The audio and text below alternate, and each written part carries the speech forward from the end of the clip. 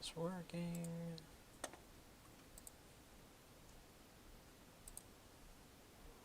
That's not what I wanted to do.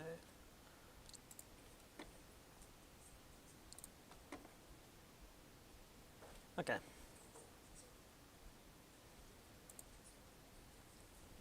Of course it did that. All right. As we did this last time, history being written record. About the historical lens. All right. Before we move on, that's the wrong end of the book.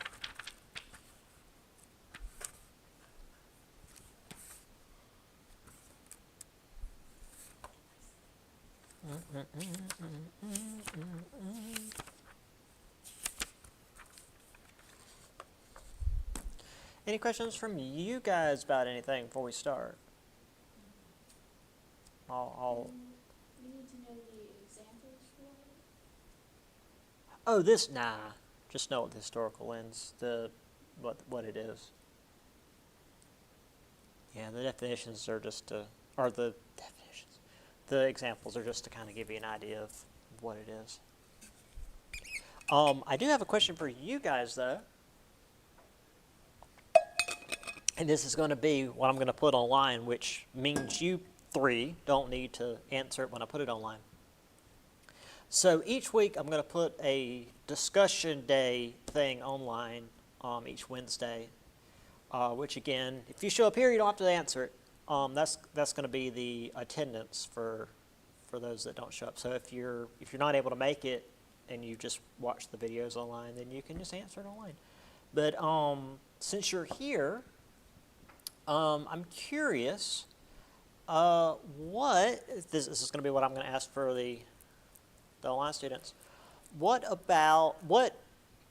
in this section of history, just European history from like the Stone Ages until roughly, I don't know, the 1500s. What are you most interested in learning more about? Like, what is something that you either don't know anything about and you just are interested in, or you maybe already know about and maybe you want to learn more about, because maybe in high school they just kind of go over it a little bit and move on. Athens and Sparta, because I don't really know anything about that. We're definitely not going to go over that. In fact, the Greek city-states kind of slow us down a little bit, but we'll definitely talk a lot about that. Probably just all of it. I mean, you don't really go over this in high school history. Yeah, it's all American history. I think it's just cool though, because we get to learn like a different kind of history, not like what we learn almost every year in high school. Yeah. And like all of our, like since middle school, Mm-hmm. That's what I would say. Okay. I'm excited to get to talk to my dad about it. Oh, that's all he talks about. Okay, cool. Well, yeah, we'll get into it. Yeah, I remember my history growing up is like we would alternate each year, and it was like American history, and then the next year was like a little bit of European history, and then the next year was American history, and the next was like sort of European. Like and then when I got here, or well, I say here, I got to Francis Marion, it was like I didn't know any of this. It's like the Crimean War. What? I'd never heard of that. Which is something we're not going to actually go over in this semester. But if you're here next semester, we'll talk about that. But yeah, and well, technically, 104 is my favorite course to teach because we get into more modern stuff. But this is still a lot of fun. So yeah, I look forward to going over this with you guys. So, getting into the new stuff, civilization. According to the book, it is 4 pairs of things. Settled life and a critical mass of people, which is to say, again, the book, I don't like the verbiage that the book uses. So the first one is simply, well, settled life, that's easy. It's a settlement that people are not nomadic anymore. And the population grows to a certain degree. So there's enough people that they can sustain themselves. Sustainable agriculture and trade, so they're growing their own food and they're actually trading with others. So that's like a major thing. They're not just fighting each other, taking each other's stuff. They're actually trading with other groups. Government and law, so again, there's some level of order within this group. It's not just, eye for an eye, tooth for a tooth. People are maintaining some level of order. And then finally, writing and abstract thought, which is to say, now we have history. An abstract thought is just kind of an extension of writing, which is to say you can think beyond, I need to eat today. You can think about,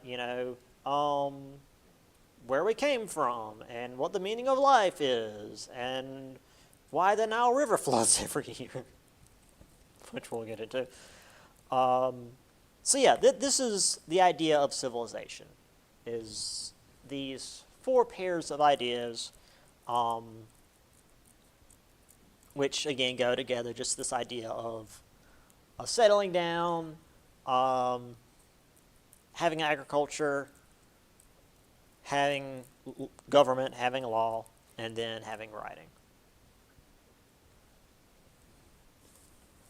Which to me, I usually just, it's like, what is required for civilization? Agriculture. Because in order to have agriculture, you have to settle down, because you can't grow fields but also be nomadic, because you got to keep the animals from coming in and eating your fields, and also from other people from coming in and taking your stuff. And you got to keep other people from just taking everything before it's grown, so you got to have government law. And then the idea of writing, I guess, that's creates civilization as well.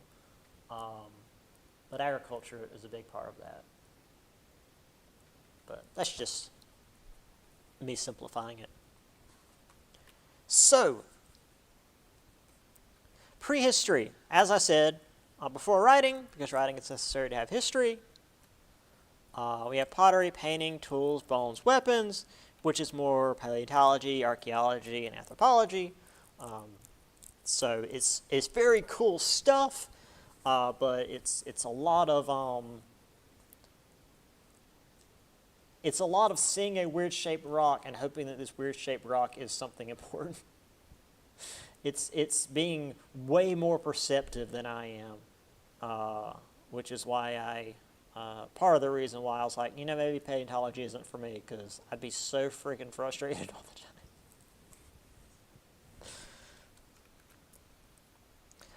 Again, at least in my book, page 7, the new prehistoric past. Oh yeah, this talks about the ages, the Paleolithic, Mesolithic, Neolithic, the Stone Age, Copper Age, Bronze Age. Basically, the ideas of these ages isn't super accurate. This isn't something that I'm going to bother you guys with on the test. It's just something that I think is interesting. Because when you say something's Bronze Age or something's Stone Age or something's Iron Age,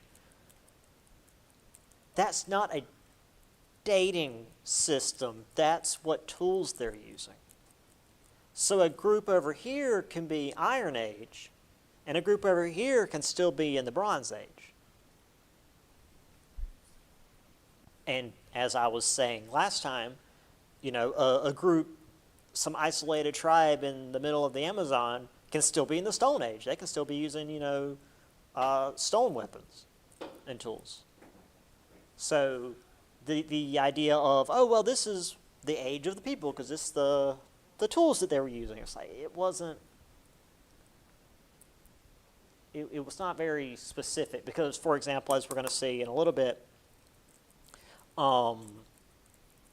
the Iron Age, for example, the Hittites were the first to introduce iron, but they were the only ones using it for like 100 years before everybody else realized, hey, this is better than bronze. So they were like ahead of everybody by about a century. So, yeah. So the ages were not uniform across cultures, et cetera, et cetera. So now we use stuff with, dating techniques and radiocarbon dating, organic decay, et cetera, et cetera. So that's just something that I thought was interesting enough to mention.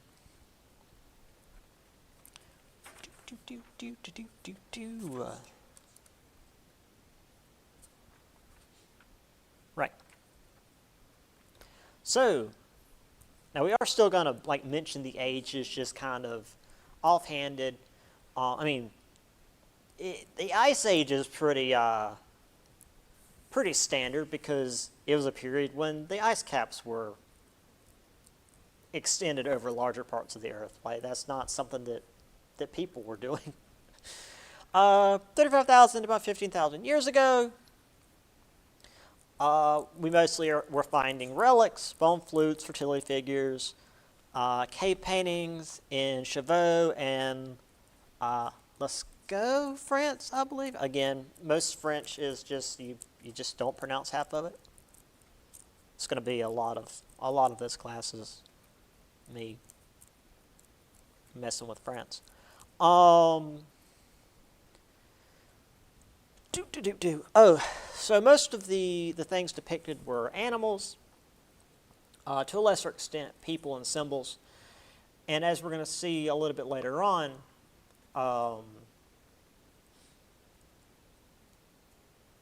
the older the cave paintings, the more animals were depicted in. Let me rephrase that. The older the paintings, the more important the animals seemed.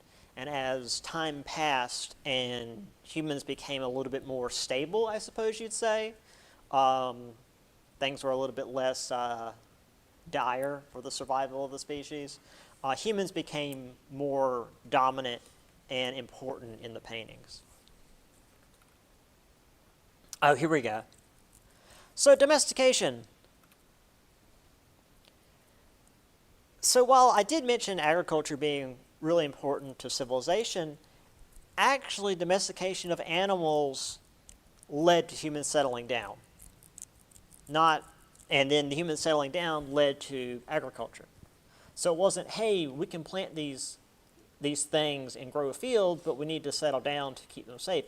It was actually domesticating herd animals and then realizing we need to keep these herd animals safe from, again, other humans, but also pack animals, wolves and whatnot. And then they would build structures and then realize, well, if they're not traveling, we need to not travel, so we need to build structures for ourselves to keep ourselves safe, and then voila, settlement, which I think is pretty cool. And then once they settled down, the gathering part became a bit more difficult because it's harder to travel around and gather because your home base is one area. So they started growing food in one place, which led to agriculture. And again, when you have a permanent structure, it's more secure than being in a temporary, really flimsy structure. And the main crop, the main thing that really allowed for humanity to explode population-wise was wheat, because it's very easy to cultivate, and it's very high in calories. So it's good for large amounts of energy, and this was, before even bread. But it's easy to grow, and it gives a lot of energy for the amount of energy it takes to cultivate. Also, I should mention with the domestication of animals, I talked about herd animals, but it actually says, of course, the first domesticated animal was the dog. All dogs are descended from wolves. DNA evidence suggests canine descent began about 140,000 years ago. That is like really early in human development. We were domesticating dogs really early. Complete domestication of dogs did not occur until about 15,000 years ago in the Middle East. So we were living with half-wild wolves for a long time. Later in central China, domesticated dogs interbred again with wolves. Dog remains from as early as 12,000 BCE have been discovered in graves in the Middle East. There was one even older than that recently discovered. I think it was like 15,000 years ago in somewhere in Eastern Europe, and it was a dog that had it had evidence that it had developed dysentery, which would normally kill a dog, especially back then before they could really care for it. But there was evidence that it had developed it, and they managed to care for it, and it survived. But then later it died from another round of dysentery. But they buried it with the family, and put dog toys in the burial with it. It was very sweet. And they treated it like a member of the family. And this was, again, millennia ago. Obviously, advantages of dogs: they can help people hunt, protect, serve as guard dogs, etc. Sheep, 10,000 BCE. Goats around the same time. Yada yada yada. What else do we have?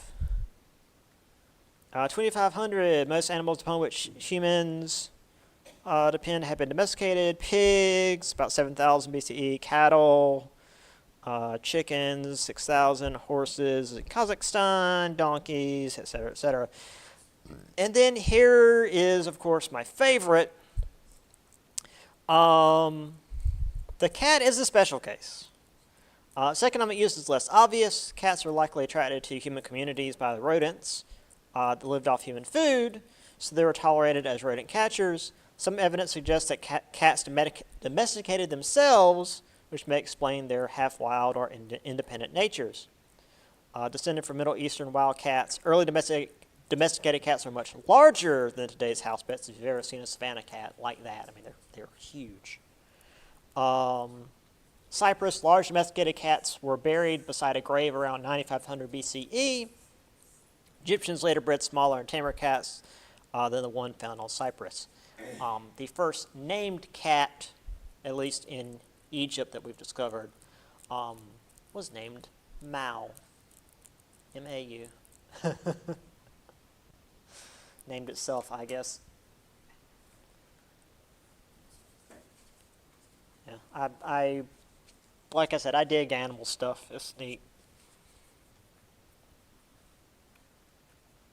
But to further iterate the stuff with cats in Egypt, I mean, besides, as we're going to see later on, treated as gods and whatnot, I mean, in a society where you survive on grain and, rodents coming in and wiping out your grain stores will kill you, yeah, they're pretty important. And also, there were laws in Egypt. Well, not just laws, but, we have evidence of, cats that maybe would get run over by a wagon, and then the people would take them into their homes and take care of them until they healed up. So, yeah,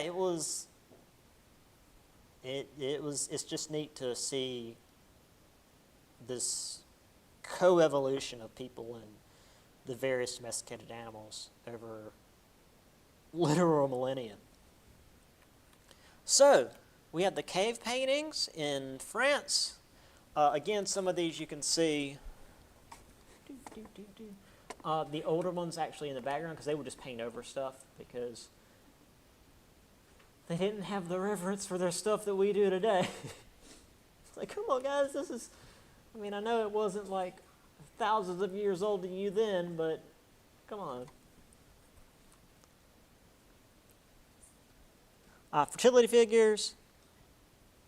There's a giant one in Hellboy 2, I think. So, as the Ice Age ended, the ice caps began to recede. The big game, the mammoths and woolly rhinoceroses and stuff, died out. The big game were now gone, so humans had to find smaller things to hunt. They had to survive on fish and plants, and this was, as I mentioned, again, I tend to get ahead of myself with this because I've taught it for like 10 years, but I often forget. It's like, did I actually write this, or am I thinking from a different class? So I want to make sure I say it. Art began depicting people more prominently because rather than we're hunting this mammoth that's, tens of tons, and it's going to be the big thing in our paintings. Now we're hunting things that are about the same size, if not smaller than us, so people are now prominently depicted in the paintings because humans were now more in control of their destiny. And this was the time of the megalithic structures. We have Stonehenge and various other henges. There's quite a few neat ones, and I'll show you in a minute. Skara Brae and the Orkney Islands. I'm actually going to show you guys a video here in just a second. Well, I'll show it at the end of class because I don't know if YouTube is going to flag me for showing a video in my own video to show it to my online students. So if it does that, it won't mess up the whole thing. Also, the Ring of Brodgar, which is kind of like Stonehenge. The rocks are a lot narrower, but the actual henge itself is much larger. And then I've got links here for when I post this up on Blackboard, in case you guys want to watch those videos again. I've got the same low-quality image of Stonehenge. You'd think I could have done better than that. Well, I don't have images of Skara Brae or the Ring of Brodgar. Why'd I do that? Well, because I was like, I'll show the videos. That said, the video of Skara Brae is like from 1997, and you can tell. But we'll get to that when we get to it. All right. So we'll move on, and we'll get back to Skara. Actually, as the Scottish say it, Skara Brae, in just a little bit. So let's move on to some of the big cultures and civilizations that we'll be seeing throughout this chapter. Obviously, we're going to start with Mesopotamia. And something we're going to see a lot throughout this entire semester is geography is important. Hint, hint, geography is important. It's situated between the Tigris and Euphrates rivers. Similar to what we'll see with Egypt, the reason why it's here is because the rivers would flood, and then when the water receded, the land was then very fertile and very good for growing crops. But in order to just not wash everything away, you needed a bunch of farmers to work together to properly irrigate the fields and get the good silt without, well, again, everything just washing away. So the cities most likely started as farming communities that got together and worked to get the best out of these floods as possible. Again, without the bad part of the flooding happening. Not quite like what we think of the flooding, say, here in South Carolina, where the waters rise and then just sweep everything off. The waters would just kind of come up and then recede again. And like I said, leave that nice, lovely silt on the land for stuff to grow. So Mesopotamia had a lot of cities. It wasn't a single, it wasn't like Egypt. Well, Egypt was not like we think of Egypt to start with. But it wasn't like Egypt where it was a single civilization. It was a lot of little city-states that had their own power. One of which was Sumer. We'll talk about a few others before we finish with Mesopotamia. So when we talk about Mesopotamia, we're talking about a region as opposed to like a nation or a kingdom. So one of the main things we discussed when we talked about Mesopotamia is their writing. But, and I always find this amusing, the first thing that came out of their writing was numbers. And it was these little marked clay tokens, basically sales receipts. And in fact, in the last couple of years, they found one older than the one that's being discussed here in the book. But it was the same thing. It was a cuneiform tablet found in Mesopotamia that was, I want to say, a few millennia older than the oldest one that had been found prior to that one. But it was, again, just like a sales receipt in Mesopotamia, because Mesopotamia was doing so well economically, they developed a form of writing that was numbers before they developed a form of writing that was like word language.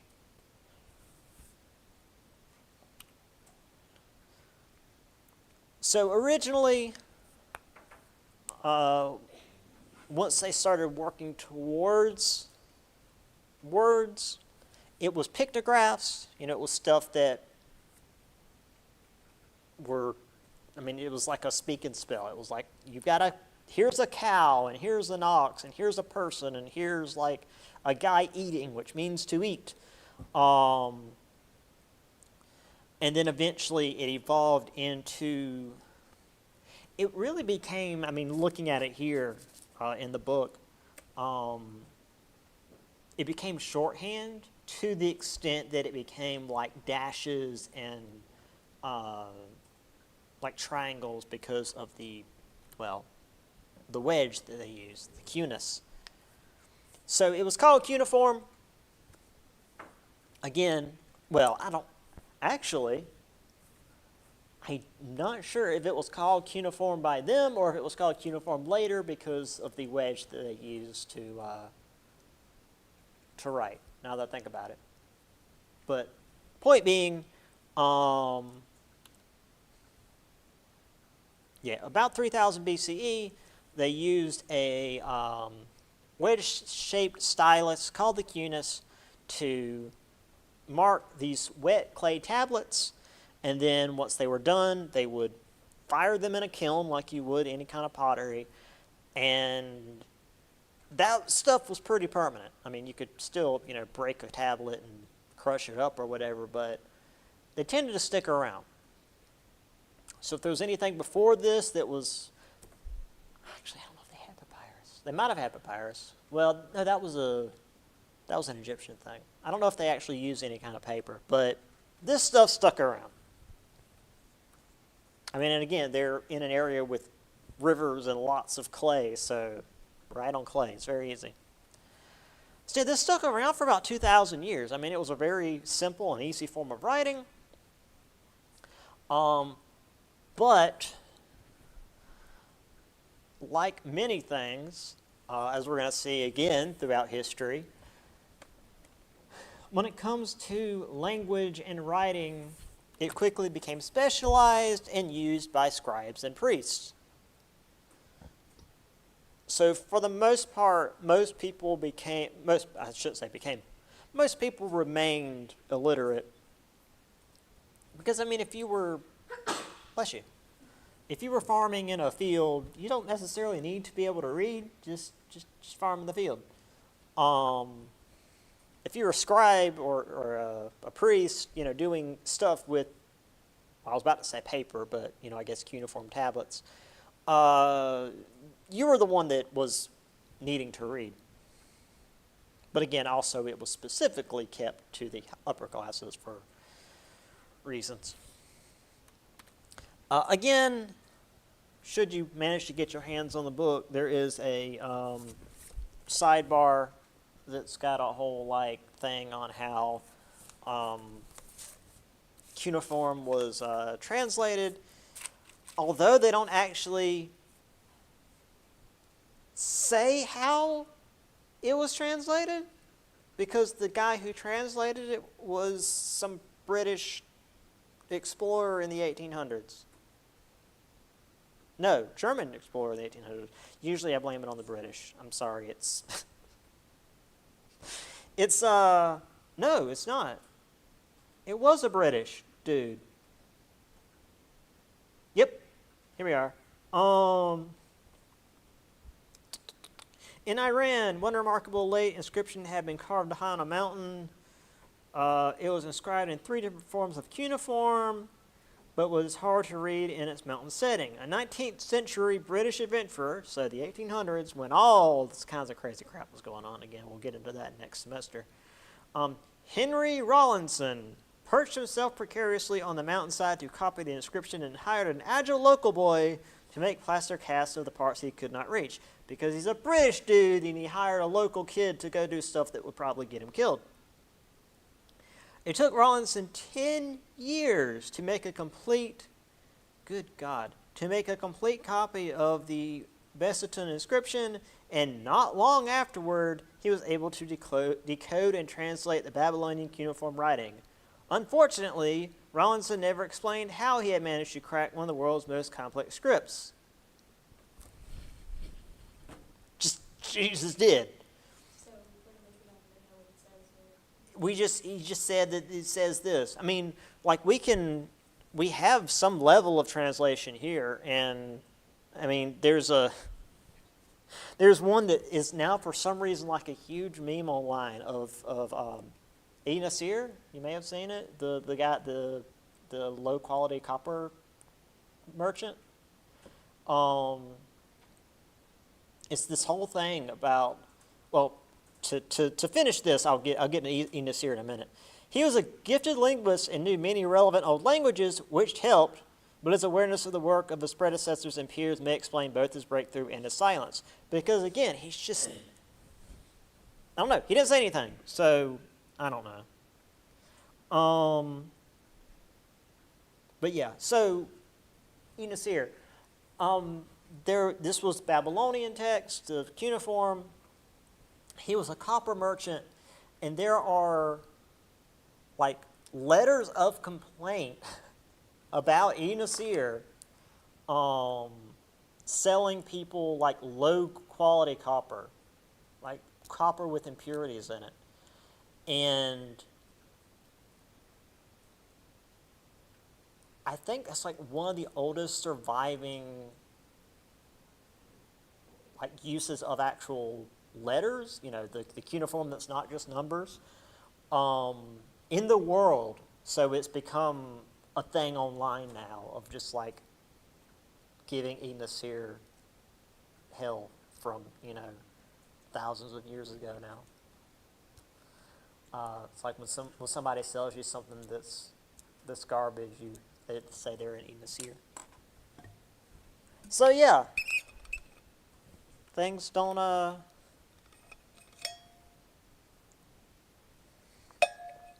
things never really change. And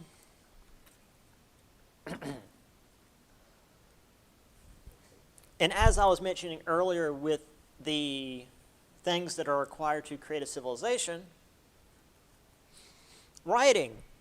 We can record history and events more concretely than oral traditions, because while many civilizations have oral tradition where they tell a story and it's passed on, as oral tradition, as a story, that gets corrupted. I mean, whether on purpose or not, it gets embellished or it gets misremembered. But if it's not written down, it's going to change over time. And if it's written down, and especially if it's written down in freaking like fired clay tablets, that's not going anywhere. I mean, the only other way you can do better than that is carving it in stone, Egyptians. So, yeah, you can do pretty good with writing things down. And when you've got things written down, you can then use that to then think beyond what's in your head. So like you can have somebody's account of something that maybe you might remember differently, or even have multiple people's accounts of something written down, and they might remember it differently, and then you can compare it and think about what you know about it, and it's important for human civilization moving forward. Writing is super important, which is why, especially in countries, well, I shouldn't say necessarily countries, but even like full-on civilizations that purposely keep their people illiterate, that's a big deal, because people not being able to read makes it so that they can't like properly improve themselves intellectually and better themselves really at all. And reading is so important. So yeah, this is, like I said, huge deal when it comes to human civilization. Also, here's cuneiform. Like I said, he uses this little wedge stylus, and it makes these marks that look like little wedges, so hence the name.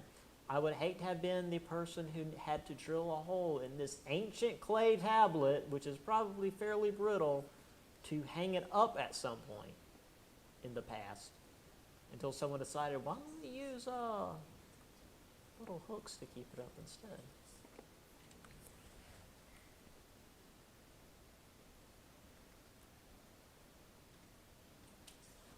All right. Still in Mesopotamia, a couple of Mesopotamian terms. So the priests were essentially the kings. Now,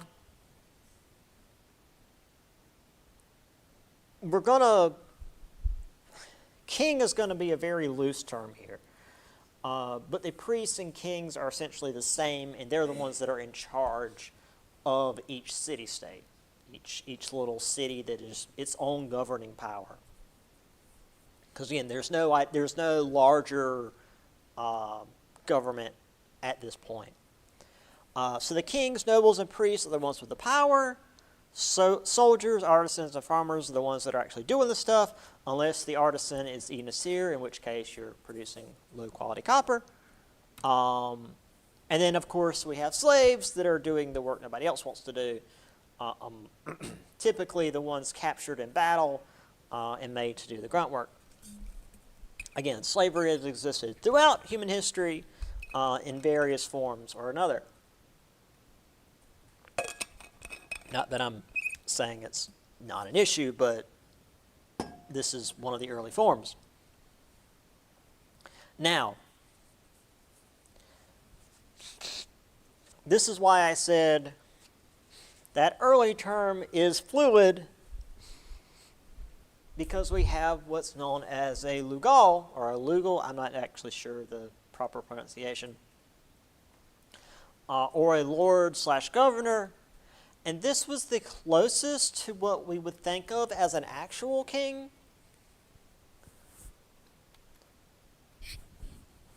Because they would rule over multiple city-states. So like the guy that was in charge of a single city-state, say, well, is one. I actually already forgot the one we were looking at a minute ago. Oh, Babylon, that's an easy one. Sumer, that was the one that I was thinking of. Yeah, so like if you're in charge of a single city-state, you're a priest/king. But if you do warfare and take over other city-states and absorb them into your own, well, what will become an empire, you became a Lugal. You became this sort of an over-king. I mean, I don't know why they used lord/governor here. It was more of an emperor. So one such Lugal was Sargon the Great of the Akkadian Empire. And he actually ended up, I'm going to pull this map up real quick and then I'll make it go away. He actually ended up uniting most of Mesopotamia under his rule. Now there were still, bits here and there that resisted him. But, I mean, Adab, let's see, where is Akkad there in the middle? I mean, all the way even down here into much of what we would think of as the Middle East was under his rule.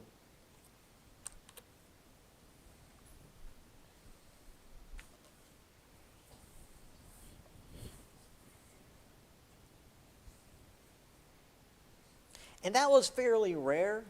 Usually it was like Lugal had 3 to 5 cities under their control, and they would fight other Lugals that had 3 to 5 cities under their control, and then somebody within those 3 to 5 cities would overthrow them and be independent again. And it was very rare that you would have somebody ruling the whole area. And why do I keep getting emails?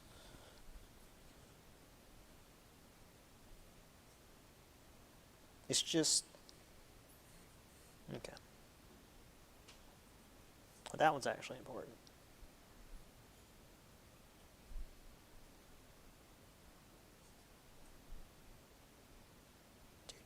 Whoop. That's fine, I'll answer that later. Okay. Now, we still have some other things for Mesopotamia before we move on to Egypt. And another thing that Mesopotamia is famous for are the laws they put into place. So, Ur-Nammu was the ruler of Ur. You can tell from the name. This is where the ziggurat of Ur was built, which, if I recall correctly, still exists, or either it was like rebuilt over what was left of it.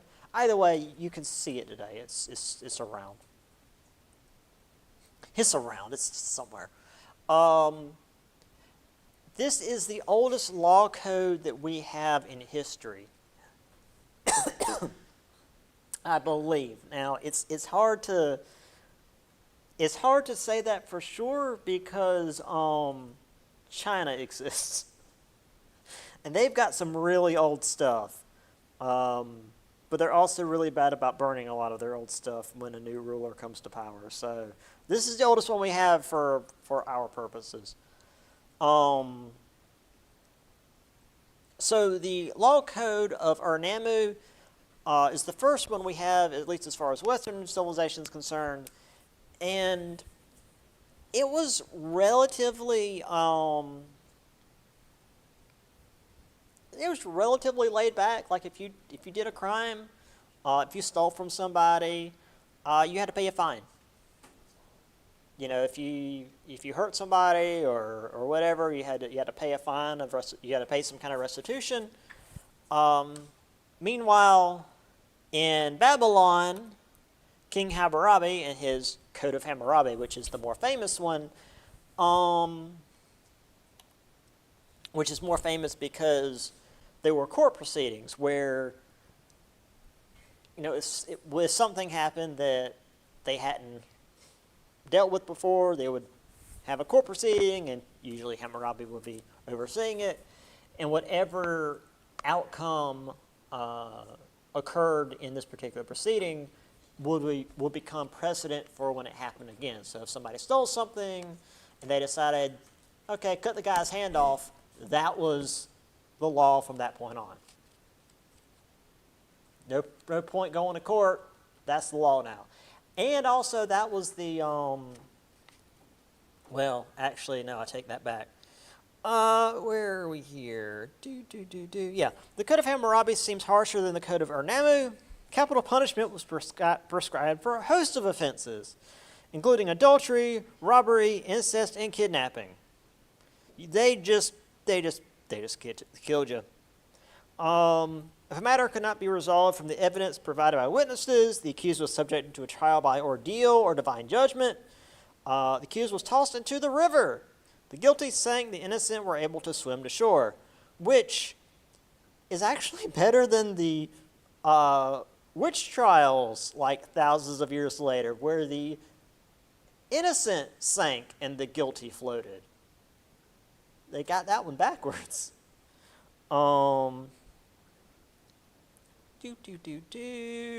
yes, and also the code drew sharp legal distinction between nobles, commoners, or dependents, and slaves, valuing the word and worth of nobles over the two lower classes.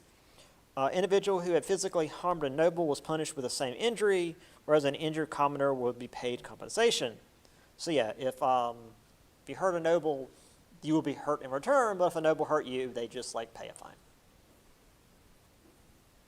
You know, fair and balanced.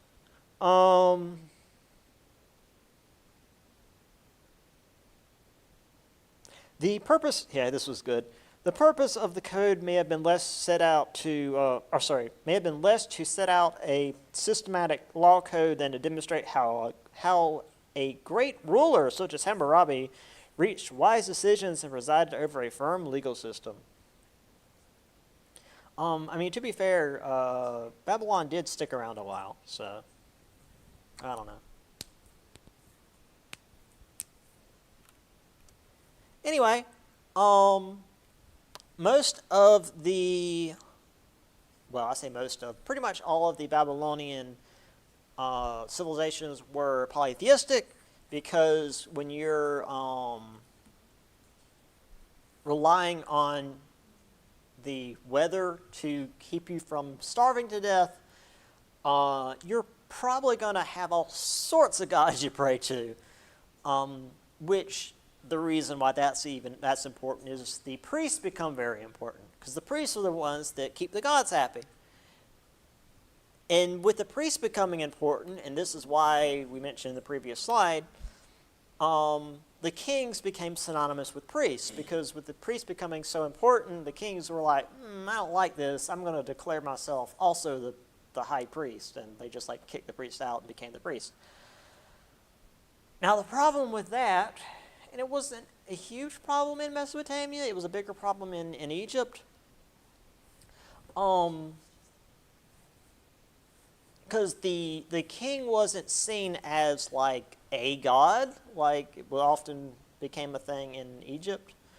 But if the priest / king was supposed to be the one that kept the gods happy and therefore made, you know, the seasonal rains occur on time, who did the people blame when the seasonal rains didn't come on time?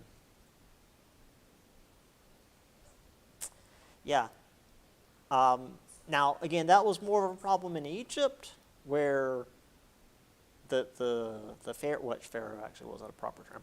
The ruler was supposed to actually be divine and doing it themselves. And turns out you can stab them.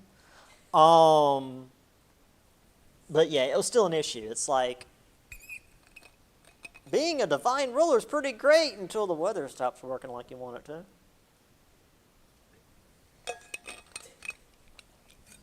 So anyway, here is the ziggurat of Ur.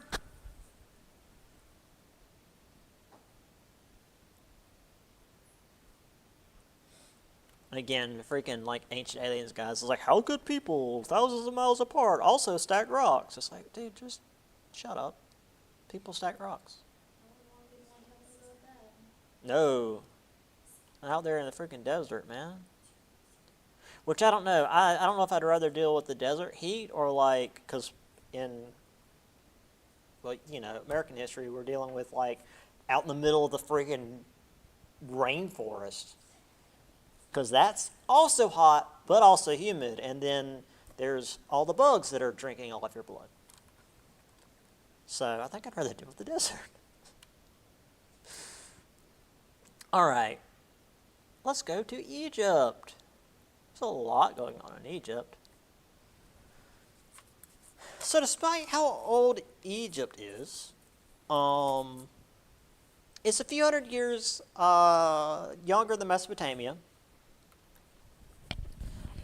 And much like Mesopotamia, it's dependent on its geographic location, which is to say, of course, the Nile. That's something that you guys should probably know. That's an easy one. You know, Tigris and Euphrates are a little bit of a mouthful, but Nile should be easy. And again, agriculture. They were, however, more stable than Mesopotamia. They weren't a bunch of city-states constantly fighting each other. In part due to the fact that they were in the middle of the freaking desert, and you didn't like to go across deserts to invade people because going across deserts sucked. So they didn't get invaded a whole lot. I mean, it happened a few times. We'll discuss that in a little bit, but for the most part, they didn't really deal with that. Mesopotamia was a nice, big, lovely place, and lots of people lived there, and lots of people wanted everybody else's stuff, so they were constantly fighting. As far as Egypt, there was like an upper and lower Egypt, and they fought a little bit, and then they became a single Egypt, and that was it, which I'll talk about a bit more in a little bit. But, yeah. Once again, they relied on the floods of the Nile each year to flood the fields and then recede, and the fields are nice and fertile. Again, though, due to how nature works, they needed to have like everybody on hand to properly irrigate the field so that it wouldn't just wash everything away. I mean, there were people out there all day long, like digging trenches and making sure that the water properly flowed out. But really, for the most part, like once that part of the year was done, the farmers were pretty well off because the fields kind of did their own thing. Once again, Upper and Lower Egypt were separate until about 3000 BCE, and Narmer united them. We'll get to that in a minute. Also, because of our northern hemisphere bias, when we say Upper Egypt, we think the northern part of Egypt, but that's wrong. Upper Egypt is the southern part of Egypt because that's the upper part of the Nile. The Nile flows north. Lower Egypt is the delta part of Egypt where the Nile opens up and empties into the Mediterranean. I'll show you guys a map in just a minute. But yeah, just FYI. Also, they have all sorts of neat riches, stone, minerals, clay, and also like precious stones, so lots of gems and whatnot. What they didn't have was trees. Again, they're in the desert. They don't have much for that. So they would trade all this cool stuff for hardwood to build out of. And of course, their form of writing was hieroglyphics, which again immediately was like used by the priestly class, the sacred writing. Pictographs, phonograms, ideograms, stuff that represented ideas and images and sometimes sounds. Again, you had to like really know what you were looking at to know what the heck it was saying, which again I'll get into in a minute.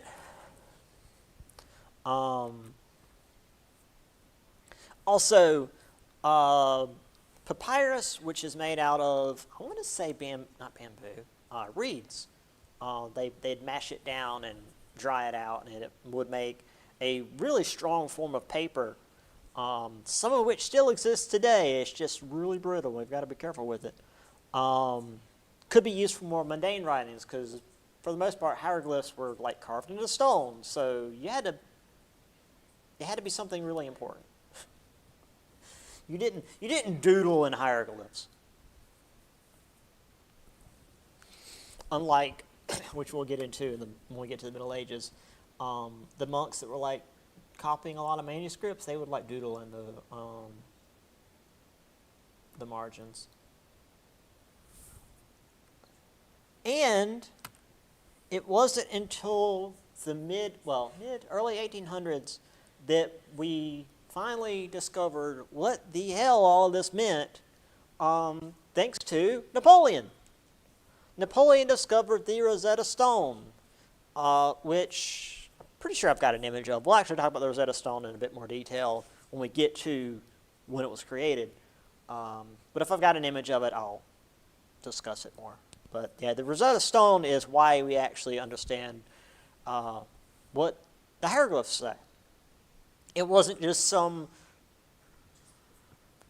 English explorer on the side of a cliff that's like, oh, I understand this now, after, copying it down for 10 years.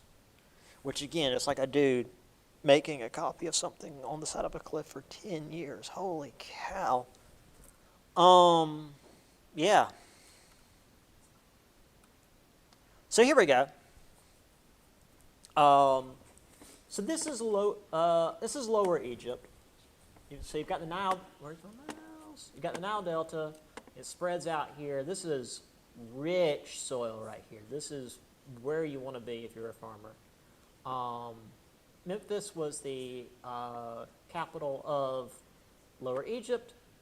If I remember right, this was also where like a lot of the mummies were interred. And then it goes way down the other way before you actually get to Upper Egypt. Egypt as like, today we just think of this region, but due to it following the Nile, it actually had a lot of reach.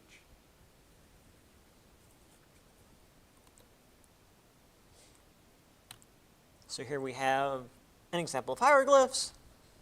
Again, unless you know what you're looking at, it's just a bunch of symbols. Which, I guess was the same for cuneiform. I don't know what what's-his-face was doing, but I guess it was enough that people using his code is like, this makes sense, I guess. Okay, we're not going to talk about the Rosetta Stone until we get to it. We'll get to it in Alexander the Great, so look forward to that. All right. We'll do a little bit more on Egypt, and then I'll try to get to, we'll get to the end of Egypt, and then we can call it, because I got things to do. So yeah, the dynastic period in Egypt began around 3000 BCE. Again, Narmer united them. Does it say here? Yeah. Narmer united the two kingdoms in the early dynastic period. There's a palette of Narmer in the book, which, again, not super easy to get your hands on anymore. That actually shows him defeating, is he?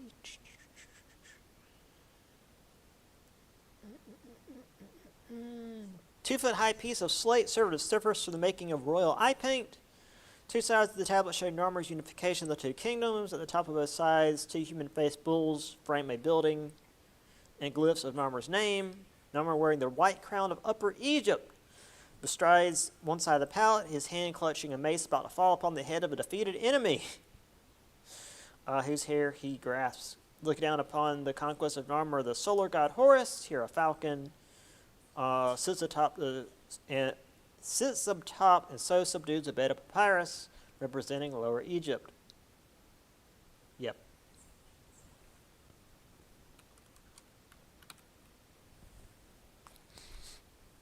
So we have the Old Kingdom, 500 years of stability. Not bad. However, this is when the rulers were regarded as gods, which, I mean, to be fair, that image of Narmer, he's like a giant, and people are fleeing from him, and they're like knee-high. So, yeah, I could see him seeing himself as a god. To be fair, the solar god Horus, again, here a falcon, but also personification of Narmer, so he already saw himself as like a personification of literally the god of the sun.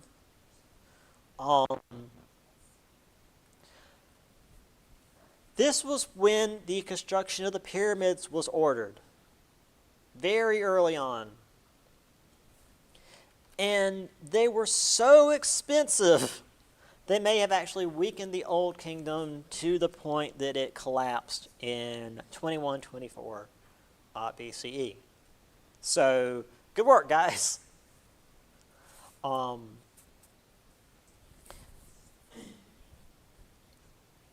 this is something, I mean, I'll get to again when we get to, it's literally the next chapter, but did we talk about, no, not the next chapter, it's Rome, so it's the chapter 4. Cleopatra, you know, one of the more famous Egyptian royalty, who was actually more Greek than Egyptian. But anyway, she lived closer to today, chronologically, than she did the building of the pyramids. Like, to her, the pyramids were already ancient. Like, they were already several thousand years old.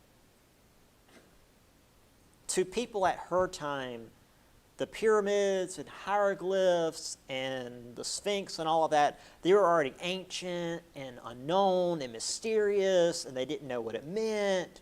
Like, all of that was already ancient history to them, which is crazy, because that's how old Egypt is. Because Mesopotamia, as we've seen, like, it falls and goes away and gets absorbed and all this. Egypt, while it does trade hands, for the most part sticks around. Like, we've still got, again, the pyramids and the Sphinx and all that. And, like, dynasties come and go, and, like, they lose bits of history, and it's like, we don't know what any of this says. This is all ancient to us. So the Middle Kingdom, the royal power was not as strong, as long as you were, well, rich. You could pass to the other world as long as you could afford being mummified. And this was a time when Osiris, the divine mummy, became more prominent in their worship. So again, they were polytheistic because the Egyptian lore, there's lots of interesting gods. So yeah, if you were nobility, if you were wealthy, you could be mummified. Poor old Osiris, though, he had quite a history. If I remember right, he was ripped apart by Set and flung to all corners of Egypt. And his sister wife, Isis, found his pieces and put him back together. However, one of these pieces went into the Nile and was eaten by Sobek, the big old crocodile god. And to not put too fine a detail on it, he couldn't have kids anymore. So, poor Osiris has got it hard. Also, this was the time when the Semitic Hyksos invaded Egypt. They had horses and chariots. They were able to roll in and really run roughshod over most of Egypt, but due to their nomadic nature, they weren't able to actually rule over Egypt. They just weren't actually driven out for like 150 years, which is insane. But I guess, again, Egypt was large, and the people were fairly dispersed. So if you've got just bands of weirdos rolling around in chariots, as long as they don't bother you, who cares? But they were eventually driven out.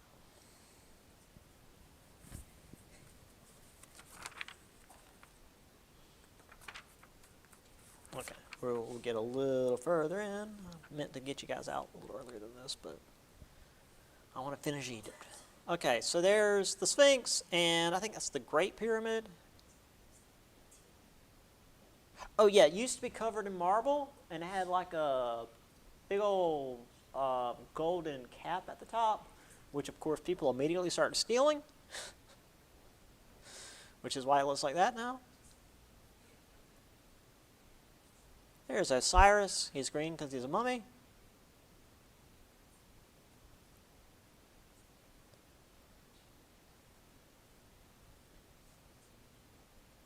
Actually, no, there's too much stuff. We'll continue on next time. I'll let you guys out. I mean, it's like 5 minutes, so not as early as I normally would. All right, I will catch you guys on Wednesday. Well, 2 of you at least. All right. Oh, answer emails and stuff.